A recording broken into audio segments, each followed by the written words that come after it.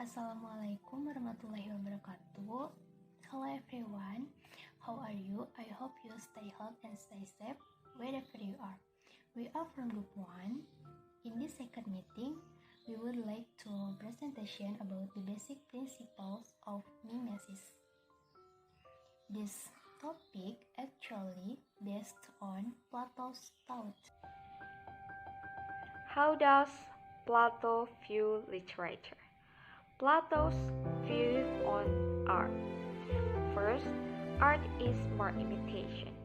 Now, let's take a look at Plato's views on art. Plato stated four distinct things on art and poetry that we are going to take a look into. Number one, art is more imitation. According to Plato, art of any kind, whether it is poetry, painting, or theater, are inferior copies of the ultimate reality. Art is mere imitation and is therefore deceptive. In the Greek, tau mimesis means making of something. Plato says that mimesis means making a copy of some original. In order to understand mimesis, we have to take a look at Plato's theory of forms. Plato said that there is a primary form which is the essential nature behind every object and every idea. The form alone is real because it is unchanging.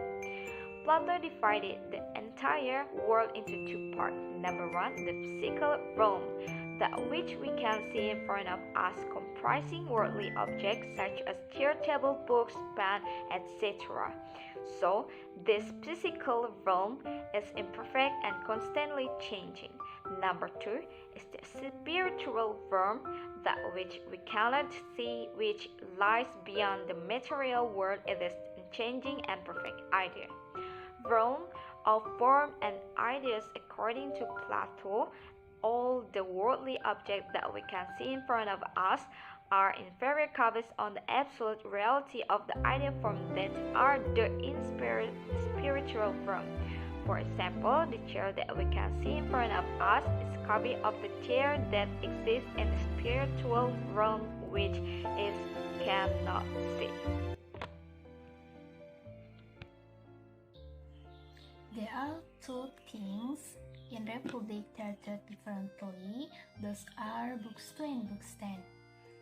In Books 2, literature transforms the human character, and the Books 10, all literary works are bad. So in this occasion, I would like to presentation about Books 2, why literature transforms good human character. Plato thought that literature is part of education. And what shall be their education?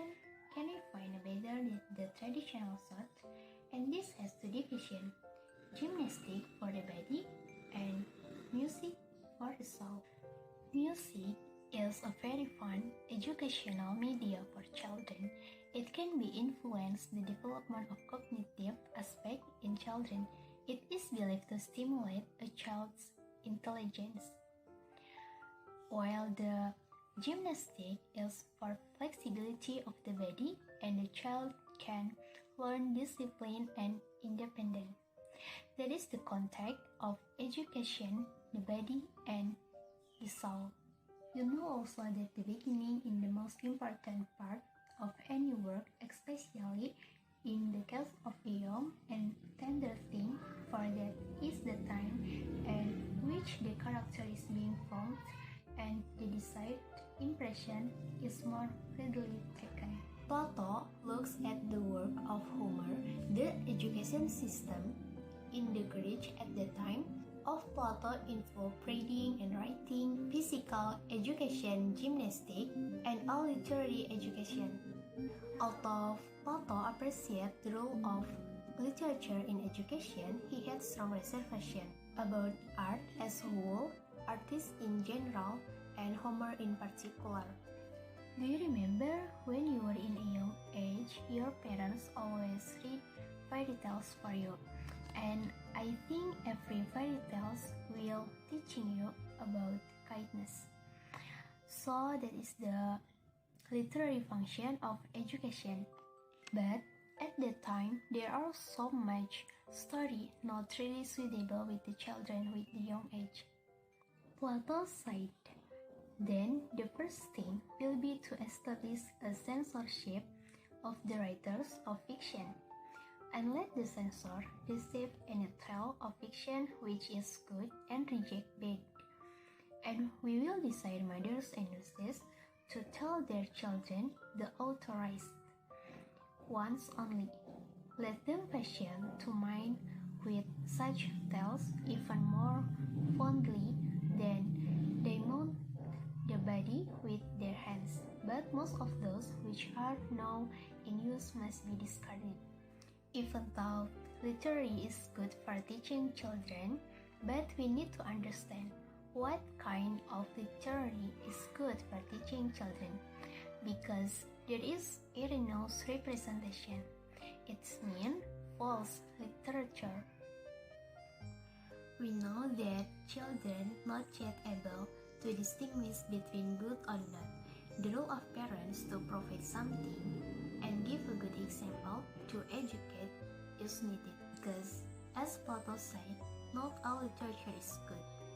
So we need to give a censorship for the children. Whether they are supposed to have an allegorical meaning or not, for a young person cannot judge what is allegorical and what is literal. Anything that he receives into his mind at that age is likely to become indelible and unalterable, and therefore it is most important that the tales which the young first hear should be models of virtuous thought. Something of this kind, I reply, the gods is always to be represented as he truly is, whatever be the sort of poetry, epic, lyric, or tragic, in which the representation is given. So the conclusion is Plato considered the literature as the best device to teaching children. Well, for the discussion on topic number 4, what is the relationship between ideas and mimesis or imitation? First, I will take a sentence from book 10. This is actually a broader explanation about mimesis itself. From page 23-24, this is the starting point about the mimesis or imitation. Can you tell me what imitation is? This is Plato asked, for I really do not know. A likely thinks then that I should know. Why not? For the duller A might often see a thing sooner than the keener. Very true, he said, but in your presence, even if I had any vain notion, I could not muster courage to utter it. Will you inquire yourself? In this sentence, Plato asks about imitation, and the next several sentences, Plato gives the definition about mimesis or imitation. And next several sentence is, well then, shall we begin the inquiry in our usual manner? Whenever a number of individuals have a common name, we assume them to have also a corresponding idea or form. Do you understand me? I do. Let us take any common instance. There are beds and tables in the world plenty of them, are there not? Yes, but there are only two ideas or forms of them. One the idea of a bed, the other of a table. So here, actually, we are given the things about the idea, about the realm of the idea. In Plato talk, what is going to be named as the idea? The idea is not in our mind. The idea in Plato talk in here is a relate to reality, relate to forms. But Plato himself do not explain the tile about the form itself. Where is the form? Where is the reality of the idea itself? And something to remember in here, Plato also described about whenever a number of individuals have a common name, we assume them to have also a corresponding idea or form.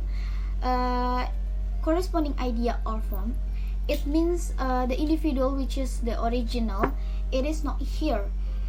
Individuals as the original form is actually in the realm of the idea and the realm of form itself. I don't know where is the location of a form of the idea itself, and let's see the context of how could this idea, these forms also present in the reality, in nature. Let me read a next several sentence in page 25. Very good, I said. You are coming to the point now. And the painter too is, as a conceive, just such another a creator of appearance, is he not? Of course. But then I suppose you will say that what he creates is untrue. And yet there is a sense in which the painter also creates a bat. Yes, he said, but not a real bat. So, in this sentence about mimesis, we can conclude that is the realm of the idea. There is the realm of form, which is the location is nowhere. I didn't know about the location of the idea itself, but it exists. The most important things about here, the idea is exists. We are about the idea, and then below in here we can find the reality, and then lower than that we can find about the production which imitates the reality. So this is the idea, this is the reality, and then lower than that we can find art or literature. In this theory of mimesis, Plato said that art is a mere of imitation.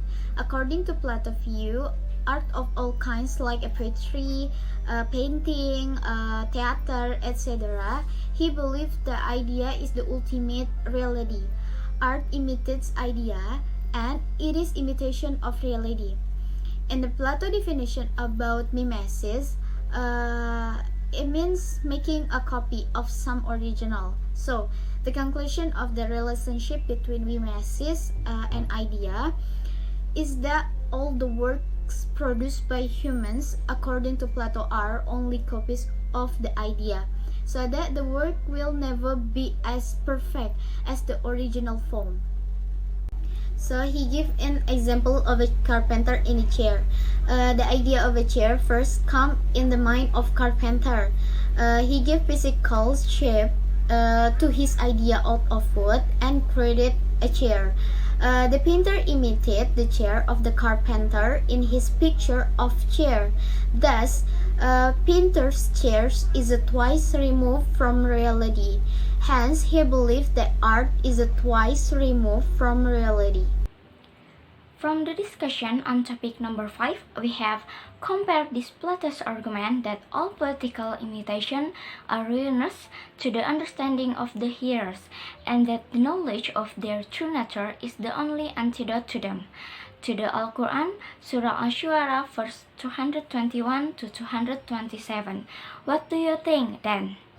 First of all, I will read the meaning of Surah Ash-Shu'ara, verse 227, which reads, "Except for those poets who believe and do good deeds and remember Allah a lot and get victory after being wronged for answering poetry, these believers and the wrongdoers will know to which place they will return." It is clear that Plato's argument and the content of this Surah Ash-Shu'ara have something in common, that the poetic imitation that destroys the understanding of the listeners is the poetry of the infidels.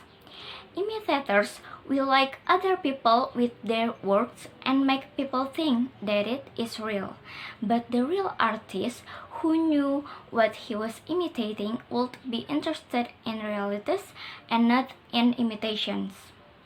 On page 37 it is also mentioned, "For if you go beyond this and allow the honeyed muse to enter, either in epic or lyric verse, not law and the reason of mankind which by common consent have ever been deemed best, but pleasure and pain will be the rulers in our state." According to Plato, if we only admit the literature which show us the pleasure, show us the kind of really lies, war, and so on, there is an exception about literature, and this kind of literary is really good to teach to children. So, the message itself is actually related to how people always use their effort to lie to the other people by some things related to imitation. So, when we are talking about literature, literature is actually a message, a kind of copy from a copy, because what is usually drawn or read by us in poetry, literature, and novels are actually just imitating the reality. Meanwhile, reality itself is a kind of imitation from the idea. So, to be a good readers of literature, then we have to find that in literary work, in literature itself, that there should be a kind of hymns to gods and praises to the famous men. It means the context of moralist thing, the context of whether some kind or literature have good moral or not. As mentioned on page 37, but we must remain firm in our conviction that hymns to the gods and praises of famous men are the only poetry which ought to be admitted into our state. It means that good literature should include hymns to the gods and praises to the famous men. Hymns to the gods is the kind that is really related, a moralist thing for this view, a suitable thing for this view. So Plato is a moralist person, that he told us to be a moralist. He told us that good literature should include hymns to the gods and praises to the famous men.